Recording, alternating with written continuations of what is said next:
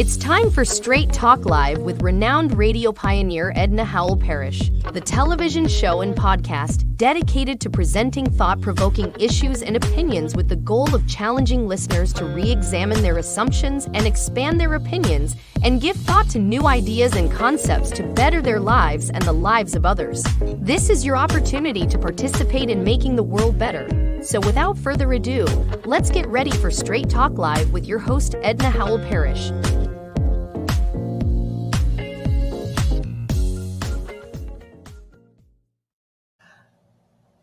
Hello, friends and family. Welcome again to Straight Talk Live, Issues and Opinions with your friend, Edna Howell Parrish, and her friend, Dr. John H. McClendon from Michigan State University. Hi, John. How are you doing today? I'm great. And hello to everybody that's tuning in this afternoon. We have a wonderful show planned for you today. So while you're getting in, we're going to wait on you, give you a chance to get in and start the show. We want you to be sure to look down on the area of your show browser and click like. You like the show? Subscribe. Doesn't cost you anything to subscribe. We're free over here. We just want to give you information and to clarify what's going on in the world today. Focusing, of course, on politics during this season. The political season is an opportunity for us to learn more about voting, to learn more about what's going on with your candidates. And John McClendon, our guest, Dr. John, is a professor of philosophy. He's a professor of history of philosophy, philosophy of race, and social and political philosophy from Michigan State University. John, welcome to the show again today. Our goal is to educate, and we've been doing that for the last couple of weeks, haven't we? We sure have. It's been a real pleasure, and it's always fun to get a chance to work with you. Excellent. Well, we're glad to be with you. Again, be sure to like, share the program. And our chat is going to be open as well, so you can let us know that you're watching and that you like the show. If there's something that we need to correct or do better, let us know as we go through the show. And questions that may come up for you. You'd be able to write that in the chat as well, and we'll be able to give you an answer if we can. Okay? We'll do that for you. Thank you again for watching the show. It is so important that you're taking time out this Sunday afternoon to be with us on Straight Talk Live. It's Issues and Opinions with Edna Howell Parrish and friends. So you're a friend, be my friend, and like the show and share the show. Well, we're going to get caught up on some of the interesting things that have happened during the week. And we're going to also talk about our topic for today, Project 2025. And could it really be implemented if Donald Trump is elected? We're going to answer that a little bit later on, but we're going to catch up with what's been going on in the news, some of the current issues and some of the opinions, and they're hot too, I'll tell you. So as we catch up this afternoon, John, and I'm going to read some of the things that are going on in the news, and I want you to give me some commentary on what you think. Give us your opinion on these issues. So it's August already, and it's heating up for the November election coming up real soon. The Democrats really were feeling pretty let down when our boy, President Joe Biden, stepped out of the race after that pressure from everybody, and he had that debate with Donald Trump.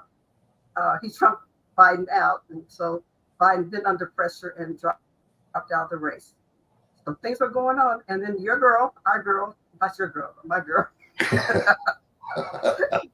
Kamala Harris is now in the hot seat. She's going to be running for president. The Democratic National Convention comes up, August the 18th, I believe, through the 19th through the 22nd in Chicago.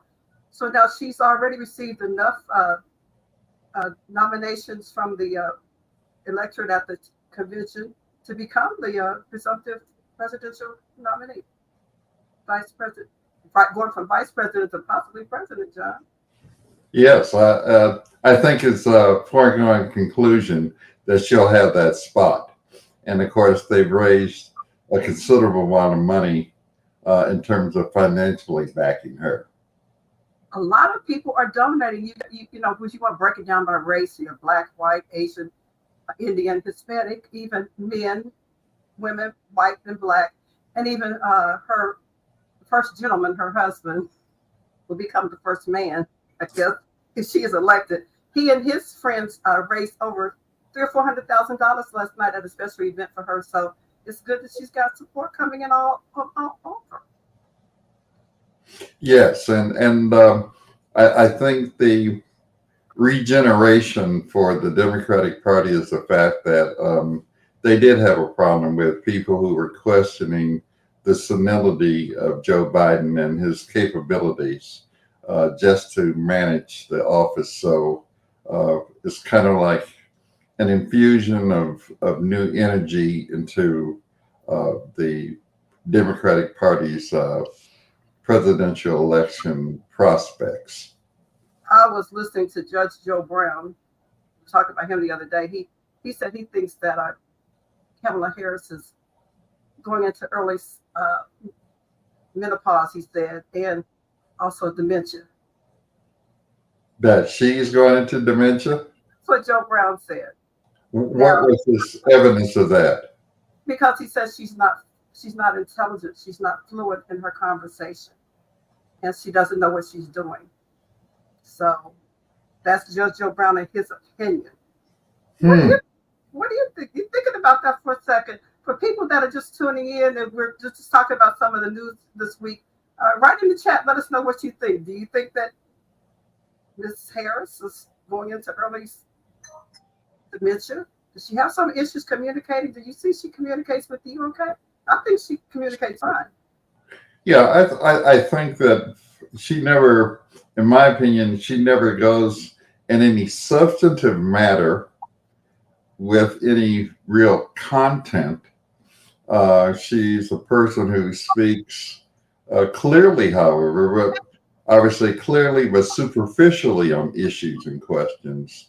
And she very much plays the part of the politician who does not want to go on the hard issues. I would say that. But I don't understand why Judge Brown would say that she is approaching dementia or anything of that sort. I would just say she's not very intellectual, but that doesn't mean she has dementia. She just is a person who's never, in my opinion at least, demonstrated a high level of intellectual aptitude. And probably because she hasn't been pushed to do so. Because I think out here on the campaign trail, she's going to get pushed with the hard questions. And maybe, she's been able to fluff it up and, kind of, have some fun, but she's doing pretty good. But I think she might get pushed to the edge this time around. Well, and let's be honest, most presidents are not very smart. So we look at the history of the United States presidency. Most of them, they did whatever they had to do to hold the office, but very few would go down as being, real smart people. That's why they have cabinets and administrations, people who are specialists who they rely upon to give them advice and recommendations. But I mean, if we think about Donald Trump, clearly he's not the swiftest rabbit in the forest. And so, but, he did one term and now it's coming back for a second. Obama was more, I think, not intellectual, but he had a certain charisma and way of, of influencing people through a kind of personality and charismatic style. Bush was closer to Trump. He wasn't, again, the brightest bulb on the tree. So I don't think that's a requirement of real intelligence. They have to be smart enough to have the right people around him. Now, the biggest choice for her will be, of course, the decision she's going to make about a vice presidential running mate. And that decision, I think, is going to be very important to the campaign that she wants to pursue. You're right. And she's working, with the candidates this weekend, and they're, reviewing and going over things. So we should know something by Tuesday who she's going to choose. And everybody kind of has their thoughts. I'm not even going to get in it on who that could possibly be. But speaking of people that are not that smart, maybe the vice presidential nominee for the Republicans, J.D. Vance, so has sparked some controversy. They brought up an article that he wrote or spoke about in 2021, an interview that just resurfaced, and he labeled women who don't have biological children, who've never birthed. He labeled them as catless, childless cat ladies, who have no direct stake in America. And then, he included Kamala Harris as well. Childless cat ladies. They don't have a direct stake in America. How dumb is that? Yes. Well, it's an ad hominem attack. That is an attack. That means an attack on one's person, not one's capabilities, not one's experience, not one's credits and merits. So that's a misogynist statement that he's made. And so we have to take it for what it is. He's a misogynist. He doesn't look favorably upon women. And even though he qualifies it in terms of women who do not have children, it's the old statement again that what women are basically good for is having babies, taking care of babies, and taking care of the home. I mean, if a woman does not have children, that in no way reflects on her capabilities. The fact of the matter is that a number of women over the years who do not have biological children have always assumed roles of motherhood.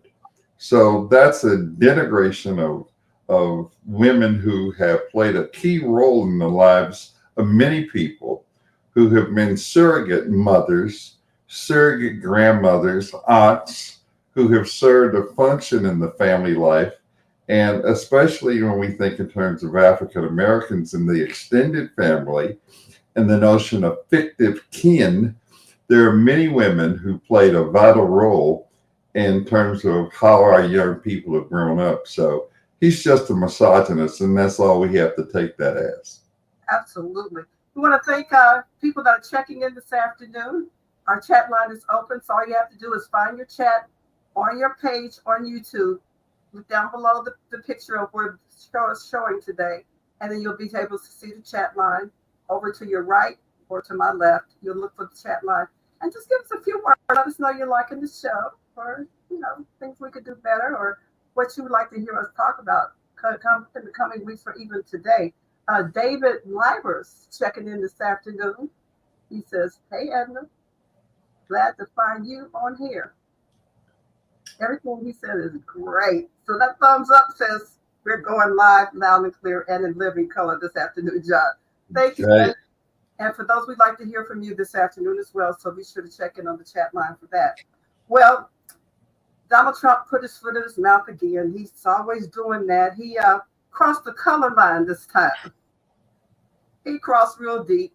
He said that, Kamala Harris didn't have any African American. He said she was Indian. She always promoted herself as being Indian until it was good for her. It was on her good terms. So now she wants to be Black. So I never saw where she just said she was not African American, or she didn't have African American or Black blood. What do you think, John? Well, as we were just talking about his vice presidential running mate as misogynist, with Trump, he's both misogynist and a racist and a white supremacist. And he's always been that, and he's never shied away from giving expressions of that fact. He's not someone who is subtle or covert. He's been very overt in his racist viewpoints, and is very overt in his misogyny. So what he wants to do now, I think, because he was talking to Black journalists, is to basically try to characterize her as someone who never really wanted to identify with the group. Of course, the problem was that he said it to the wrong set of people. And so that put him in a very embarrassing public, embarrassment by saying that before Black people. He could have gotten away with that perhaps with some white people who didn't know any better. But to say that to Black people, and they know full well, her pedigree, Howard University, AKA, and all Yeah. the black petty bourgeois, connections that she has. So that was a big mistake that he made. However, I would say this in criticism of the black journalists who invited him. They invited him on his terms and not their terms. They Exactly. wanted to vet him and do a fact check as a condition for coming to meeting with them, and he refused, and they allowed him to do so. Yes, he did. And so that should be brought out, because he should not, if he could not accept their terms of being at their convention, they should not have accepted him to come and speak. Yes, and in fact, with Kamala Harris rather being mother from East Indian and then her father Jamaican, how much more black do you want? Jamaicans are from Africa, and many East Indians are from Africa as well. So do a DNA test on her blood, you're gonna see black all through it, African American, African. If we go back into her parents and their background, how they met was through an African American student organization that had been organized, one of the earliest groups organized on the campus of Berkeley. And they were activists and a part of a very pioneering group that played a role in the development of African American studies. So they're coming together beyond the boundaries of Jamaica and India was through the medium of the African American experience. And of course, he's not aware of all those things, but he was trying to play politics and he had the wrong audience. Indeed, he was trying to play politics. Well, it's so interesting to talk about the issue of African American journalists. And also we have the issue with Donald Trump, who might have been a little PO'd at Joe Biden when Joe Biden had an issue with the release of American hostages from Russia this week. Because Trump said he was going to do that first thing in office when he got elected. But Biden worked on that. You think this is something that just came up, or had he been working on that for a while? Well, I think that process beyond whoever was president of the United States had been going on for quite a while. You have to understand that the diplomatic corps, from the top, from the Secretary of State and the State Department, they're always doing a number of things behind the scenes in terms of negotiating things like, for example, transfer of political prisoners and the rest. So that's something that's ongoing that goes beyond any particular individual president. Now, it may occur at a certain point where that is fully accomplished, but I would not say that Joe Biden was decisive in that process.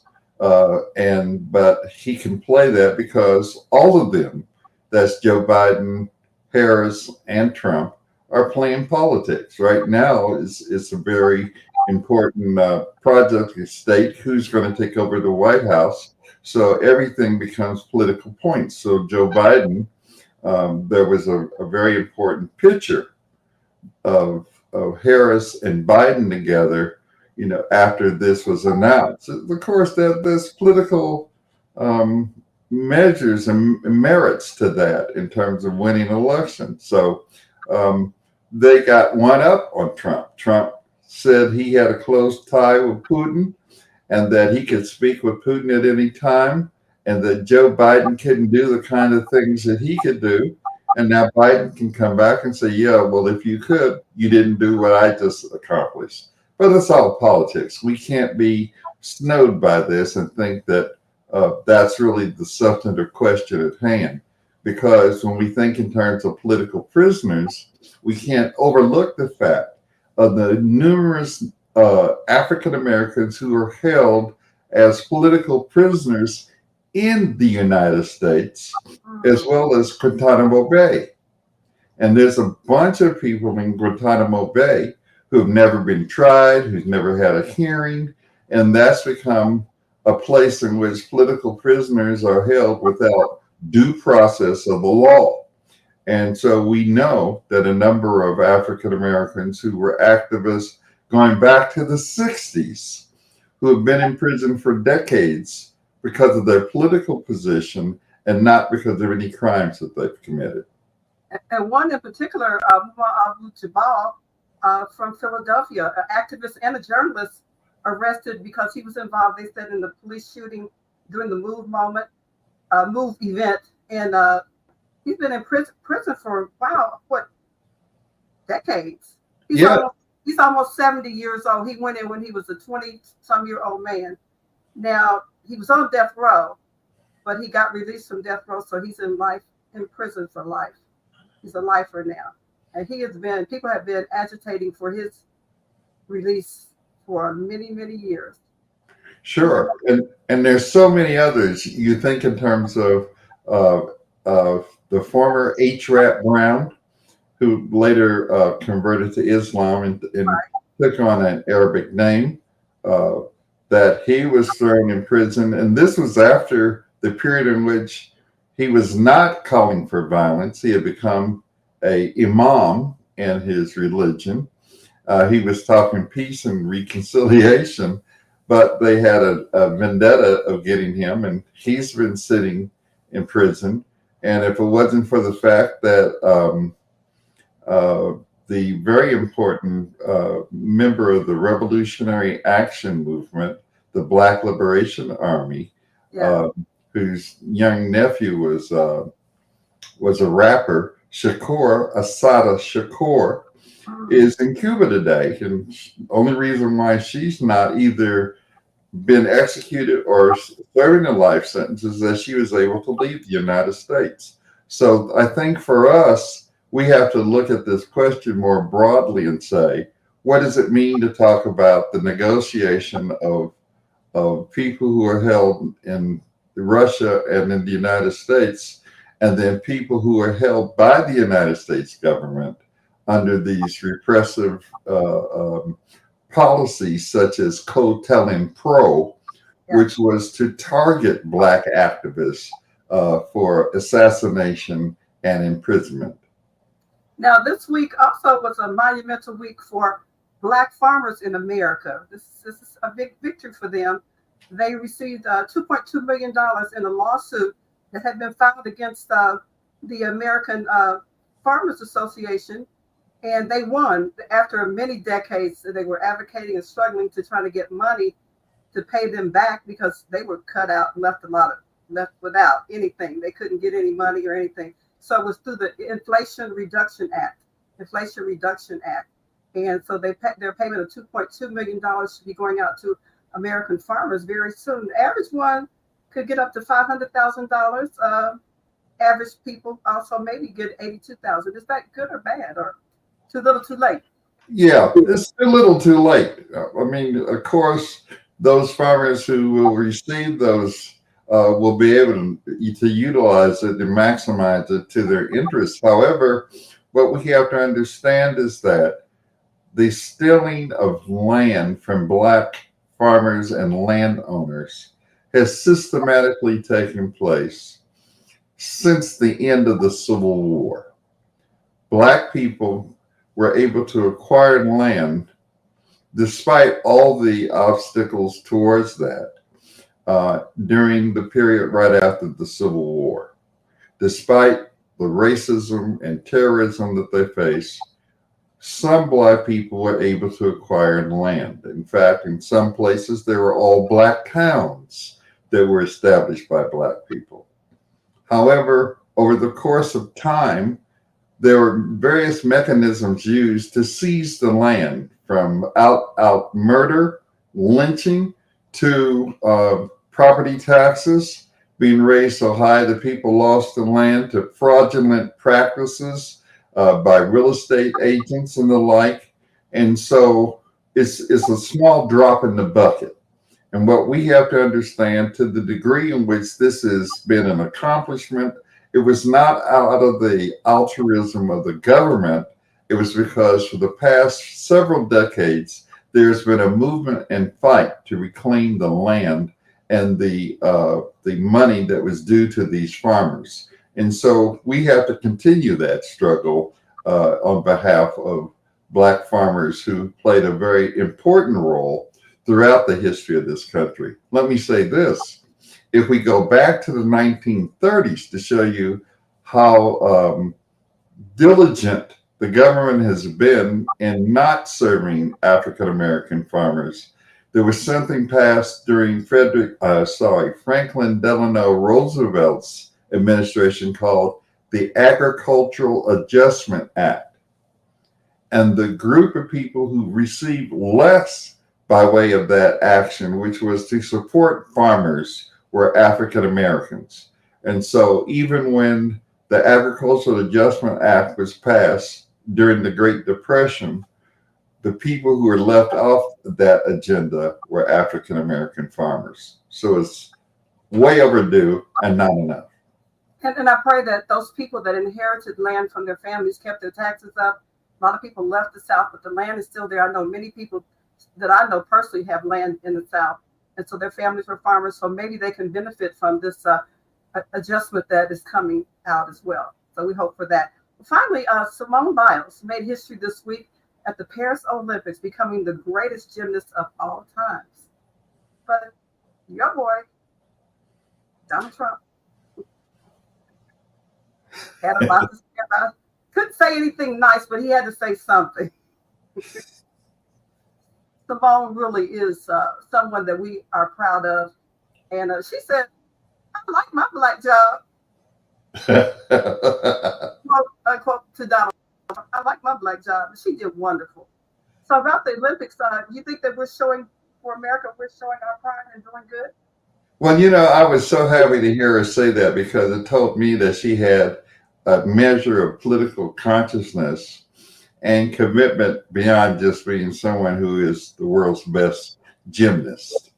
And so she was someone who I think gives a spark to the legacy of people like Tommy Smith and John Carlos and Muhammad Ali and Wilma Rudolph and others who have fought, and raised the fist and showed the symbolic and substantive connection to the struggle onto people like Kaepernick of today.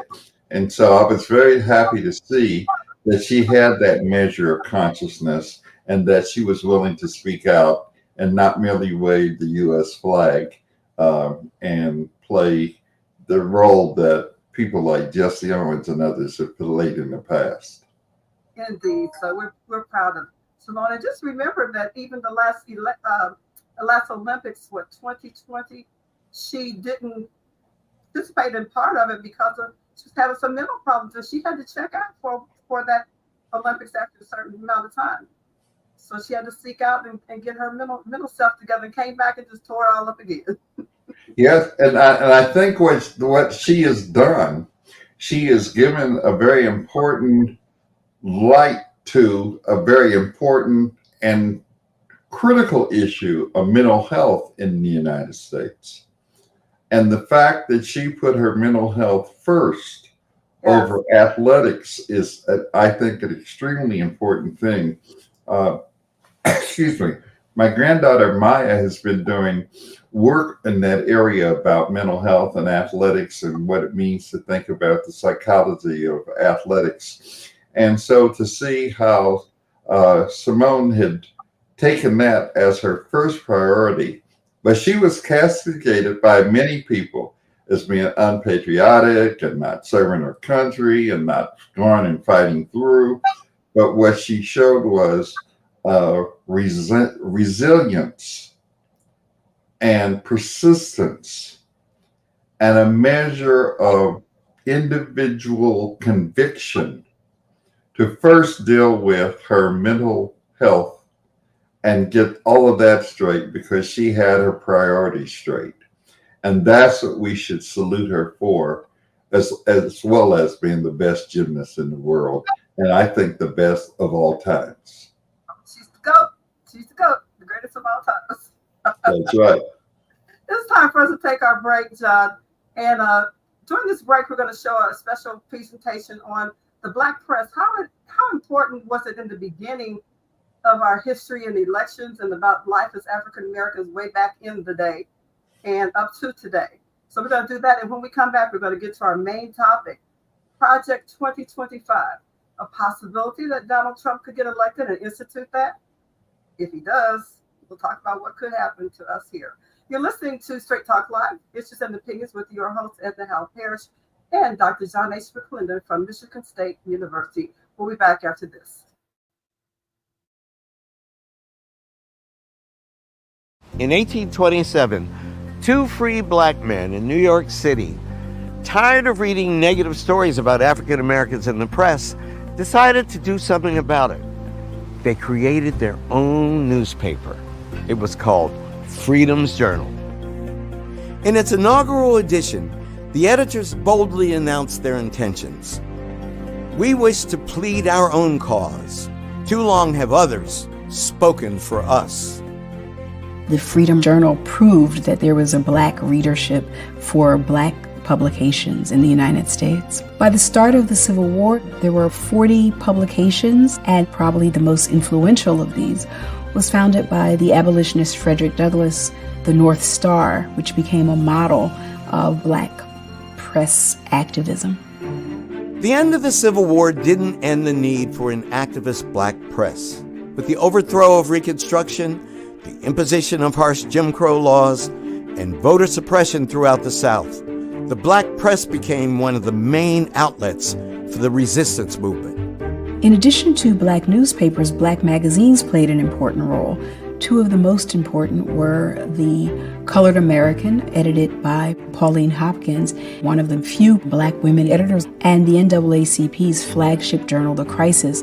The Crisis, which is edited by Du Bois, provides a mixture of all kinds of journalism, from protests to what's sort of going on in terms of racial injustice, to stories about black accomplishments. It's widely distributed and becomes a major national voice for African Americans. Other magazines followed, most notably Ebony and then Jet, both launched by John H. Johnson following World War II. When Jet published the heart-wrenching photographs of 14-year-old Emmett Till's brutalized body after his 1955 lynching, it helped ignite the modern civil rights movement. And all through that movement, black reporters risked their lives to expose the violence of segregationists. Enough credit isn't given to black journalists talking about speaking truth to power. When you think about people who are willing to go against the status quo, editorialize against white racism and white supremacy in a period of time when it was so dangerous to do so, these people are just tremendous, courageous figures.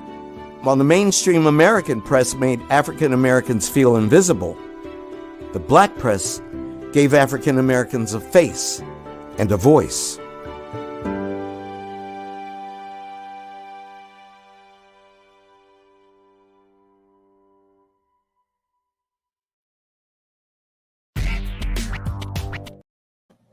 Good afternoon, and you're back to Straight Talk Live, Issues and Opinions with your host, Edna Howell Parrish, and my friend, Dr. John H. McClendon III from Michigan State University, a doctor of philosophy, history, all that. Why did you choose philosophy? What is philosophy? Well, philosophy is literally the search or love of wisdom. But more specifically, is a critical mode of inquiry. So we think critically. We use reasoning and critical assessment to reach our judgments and opinions. So it's very important, I think, not just as an academic, exercise within the academy and higher education, but as something that's very vital to our struggle.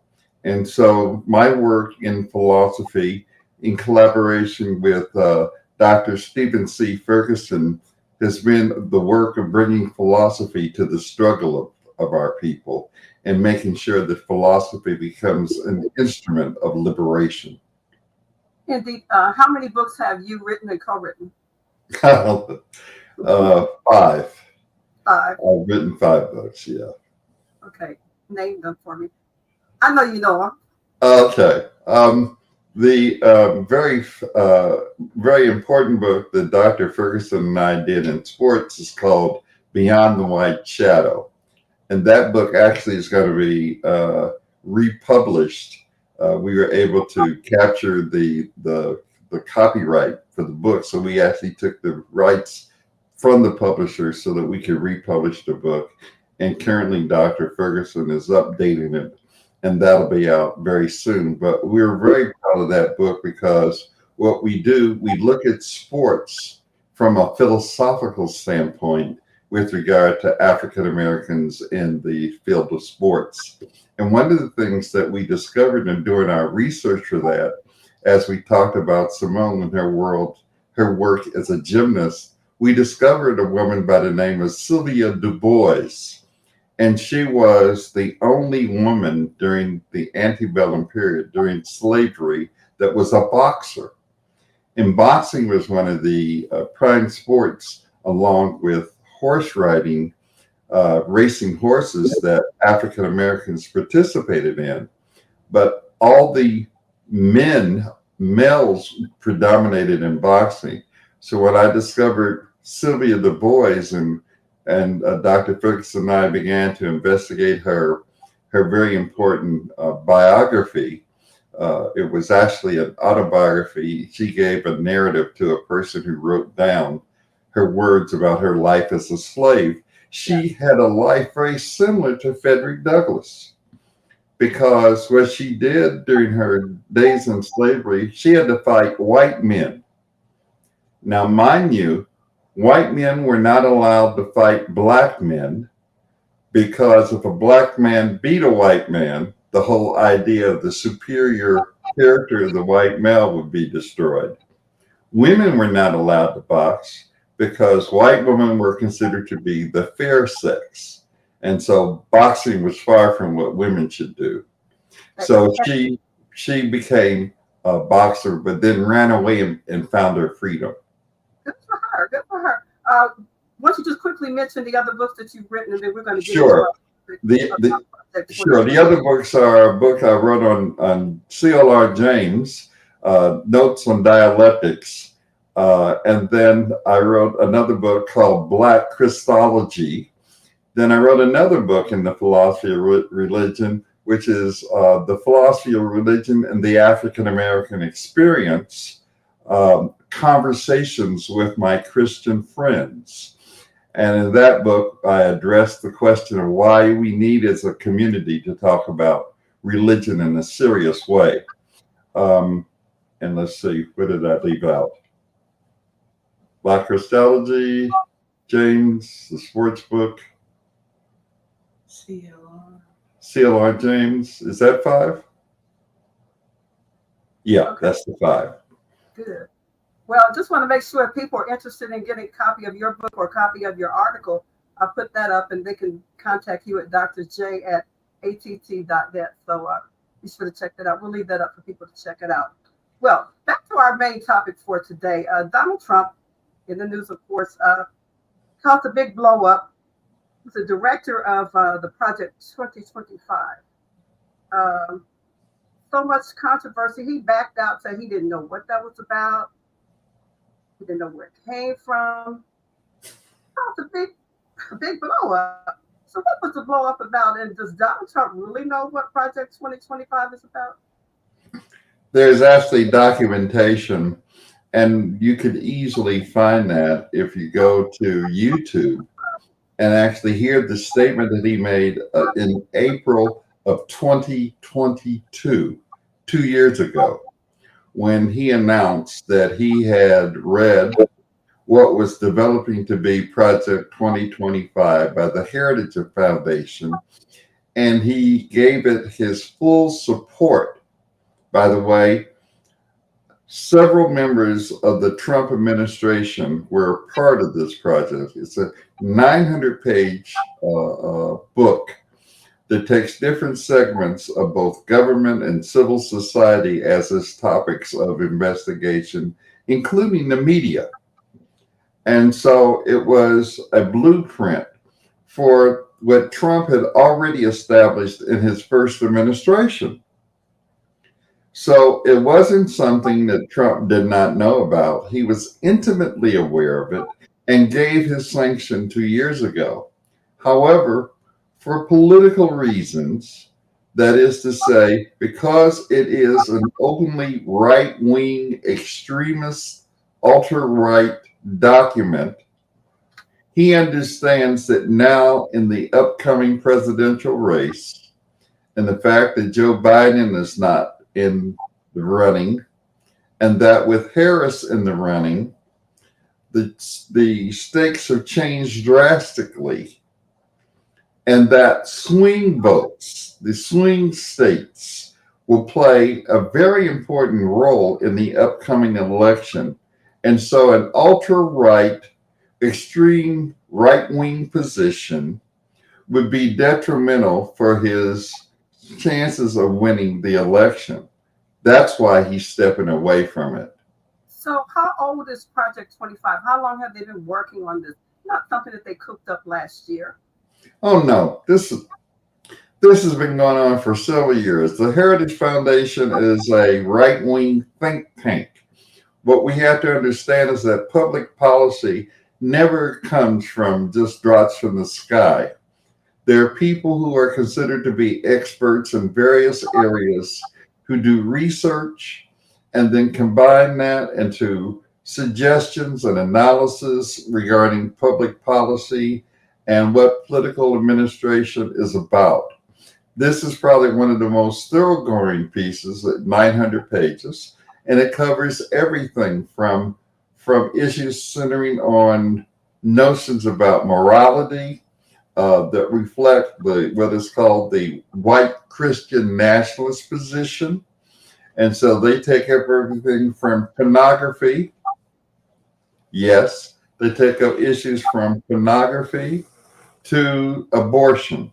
And they take the Christian nationalist, the white Christian nationalist position on topics. They also deal with the media. And they try to talk about how then the media should be more in control of the government, taking control of the media and restricting the kind of media. Of course, you know, Trump talked about fake news and he castigated the mass media. And so they're talking about how to articulate that in real public policy. They're also talking about ending the Department of Education. Now, this is one of the ones that becomes very decisive because we know that in issues surrounding education in this country, there's been an ultra-right movement attacking anything that talks of race as a category in the analysis and racism in the analysis of U.S. history. And so what they're actually calling for is suspending and abolishing the Department of Education. Now, that'll be interesting because the Department of Education is a relatively new agency. It used to be a part of both health and welfare. And so it was an agency where health, education, and welfare were all part of one agency.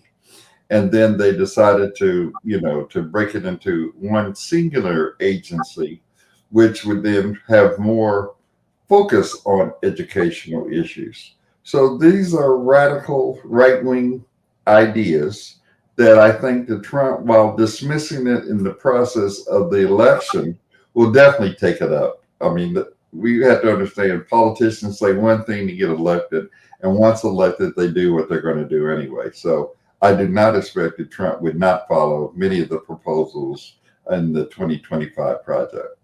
And in fact, this is a blueprint for his playbook for his administration if he gets elected.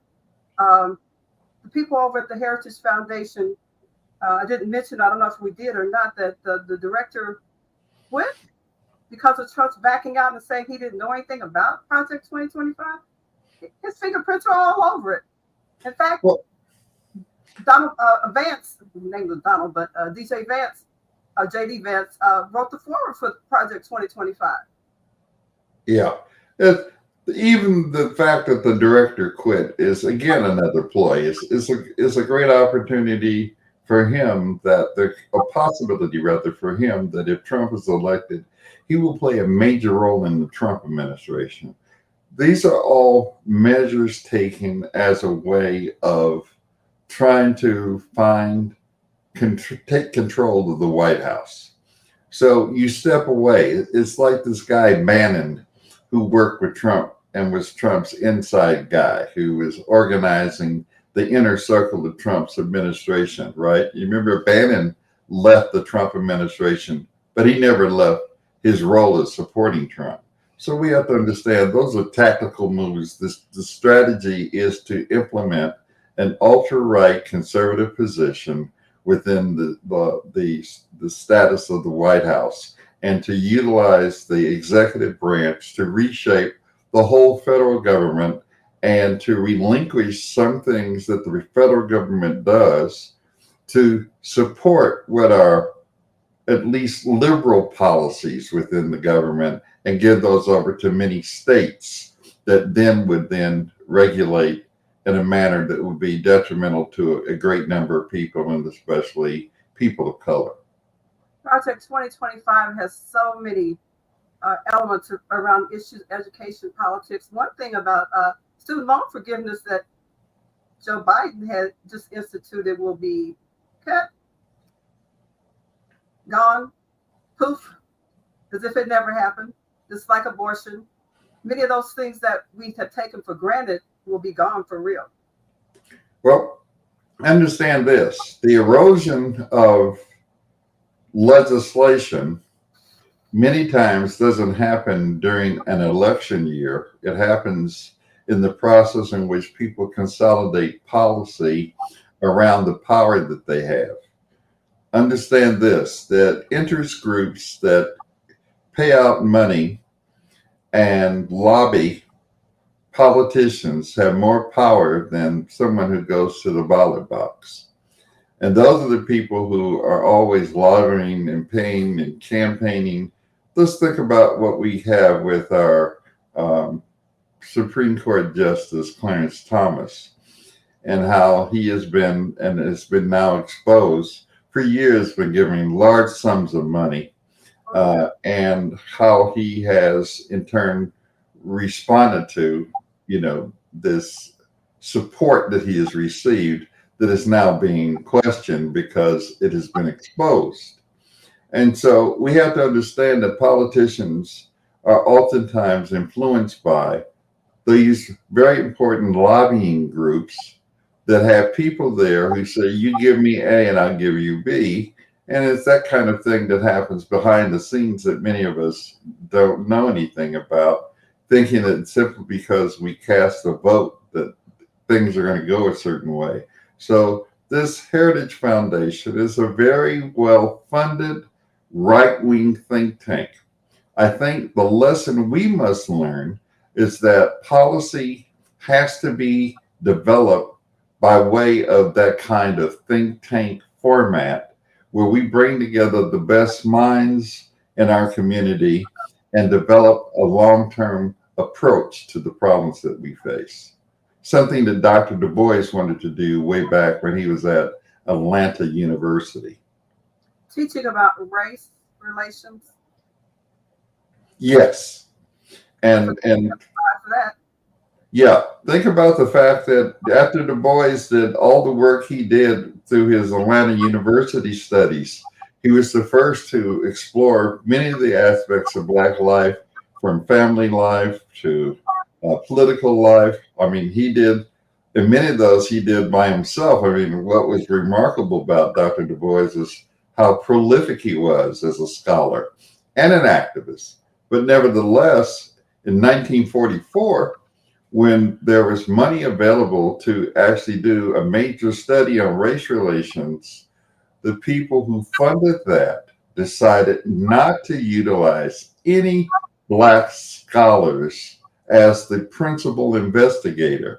They, in fact, left the United States and got someone outside of the United States, a guy by the name of Gunnar Myrdal, and he produced something called The American Dilemma in 1944. And that became then the kind of groundwork for what became policy around civil rights. So we have to understand then that if we want to have an impact at the level of public policy, it's very important for us to think about how we can organize to do so. We have to have a systematic approach to what is called a needs assessment that looks at the needs and interests of the community and then formulate then an assessment of that then can be translated into policy. Now, Project 2025 has four main goals: to mandate for leadership, restoring the family as the centerpiece of American life, not bad, dismantling the administrative state, defending the nation's sovereignty and borders, and securing God-given individual rights to live freely. Are you sure about that, Project 2025? Well, first of all, let's think about the issue about the family, which sounds on the face of it, you say, oh, that sounds great. Well, no, they're talking about a particular notion about what is a family, what's being debated here, especially in light of many of the issues surrounding, for example, gender identity, sexual relations, and other. They're saying go back to the nuclear family, and this is a part of the Christian nationalist movement. The return to the paternal family, nuclear family, where the man is the head of the household, that marriage is limited to a man and a woman. So therefore, same-sex marriage and all that kind of thing is not what they mean by restoring the family. They're saying that those kinds of things are perversions and distortions of what God intended, and therefore, this policy is now to reinstitute the traditional notion of the family as you would think about it in the 1950s with Ozzie and Harriet and white families with little white picket fences and where black people serve as servants. That's what they're trying to get at. Right. On the administrative end, what they're trying to do is to restore the pre-welfare state, what I call state monopoly capitalism, that developed under Franklin Roosevelt. Here, the term that people use is called neoliberalism. Neoliberalism, which is the idea that the state should not intervene in the market process. The idea that there be less regulation around many aspects of the market. So what Reagan started when he smashed the air traffic controllers union is that there would be less regulation. And so therefore, many of the regulations that we see concerning things like pharmaceutical industry, which is very important for our people in terms of how many of us are dependent upon, medicine to live from day to day, and the cost of pharmaceuticals, they're basically saying there should be no regulation. FDA would be something in the past. That's the Food and Drug Administration, would be something in the past. Less regulation on many of the issues that safeguard people in their interests. So this is what they mean in terms of those administrative questions that they want to do. They want to dispense with a regulatory economy. And as limited as a regulatory capitalist economy is, they want to completely erode that, but not have regulations on military spending. So that's very important. So they're talking about cutting back on spending, cutting back on taxes of the rich, but not taxes of the poor. And so that's what the agenda is. Indeed. We just skimmed over Project 2025 today, just kind of giving the audience a little bit more information if they hadn't received any at all. But in the future, we're going to have more guests on to talk about Project 2025. In fact, an organization called the Gen Z or Generation Z Guide to Project 25. They are for the students that were born between the late 1990s and the early 2010. And the guy for Gen Z says that Republicans, we didn't ask for this. We didn't ask for this. they say that we're ready to tearing our future down. The younger people today who are in that generation, we don't want this. So we have those guests coming from Gen Z to break down further Project 2025. Sean, I really appreciate you coming on for the last 2 weeks, helping us get the show shaped, getting it organized. I do want you to come back for issues and opinions. We're going to talk more about the whole issue of the war, Israel and Palestine, what that's all about, because our listeners need to know and really understand what's going on and why this war is so important in the discussion in the election, because I think Biden and Kamala Harris may be on the right side, left side. I don't know what side they're on, but I know that there's more to it than just what we hear and see. Sure, they're pro-Zionists, and they've declared that openly. So I'll be happy to share that conversation with you. And thank you for inviting me for the past 2 weeks. It's been a pleasure. It has been an issue that I have been toiling with for a long time, bringing the show back. I stopped after a while, and then I said, well, let me kind of rebrand this and give it a little twist, the issues and opinions with me and my friends, people that I know in politics, people that I know in education, people that I know that are just working in the community, doing so many things to bring them back and have discussions for our listeners to be able to learn more and to be opinionated. I've been doing this for 45 years or longer, and trying to get my nieces and nephews interested. And a lot of times, they want to come on and spill the tea. Yes.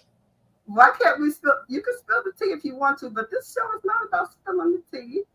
Giving you something a little stronger. Yes. Well, I think that we're very happy to see that you're back in any way that I can support and my family can support you in that effort. We want to do so. We think that it's a valuable asset for us to have, to be informed and to share our opinions on the vital issues of the day, and do it without any hesitation, and let's straight talk about those issues.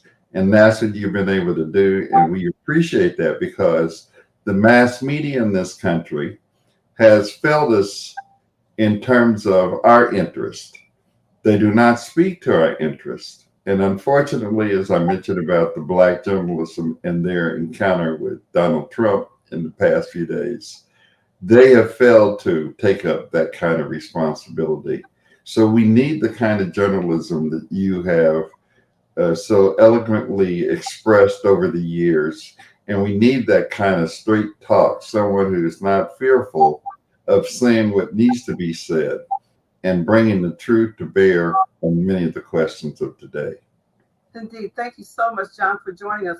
And just to remind the listeners that when you find the show, be sure to like, share, and subscribe to the show. It doesn't cost you any money. That's the thing about it. A lot of people, they get donations and they want money. I really am not looking for that. I never have looked for that. I think that, we should share information, and sometimes a lot of people want to get paid for it. I got my pay. I'm getting my check every month, if they don't cut it out. So I might have to be on here begging for some money one day. But no, I'm really, truly interested in doing this and continue as long as I can. As we age, my goal is to try to stay as viable in my mind and keep walking and keep talking and keep myself interested and keep people interested in me as well. So I really appreciate that, John. Any closing comments for you? No, just to say that it's been a pleasure. I look forward. Stay tuned. Sundays at 4, Straight Talk, and let everyone know out there to let others join us in this effort of supporting Straight Talk within the Howell Parish.